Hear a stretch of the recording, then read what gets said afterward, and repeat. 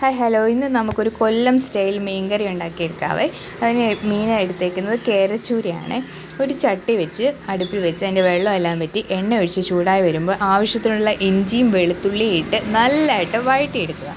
ഈ വഴണ്ട് വരുന്ന സമയം കൊണ്ട് നമുക്ക് ഇതിൻ്റെ മസാല തയ്യാറാക്കാം. ആവശ്യത്തിനുള്ള മുളക് പൊടി, മഞ്ഞൾപ്പൊടി, ഉലുവപ്പൊടി, കായപ്പൊടി ഇവ ഇത്രയും കുറച്ച് വെള്ളം ഒഴിച്ചൊരു പേസ്റ്റ് രൂപത്തിലാക്കി എടുക്കുക. ആ സമയം കൊണ്ട് നമ്മുടെ ഇഞ്ചിയും വെളുത്തുള്ളിയും നല്ല ബ്രൗൺ കളറായി വരും.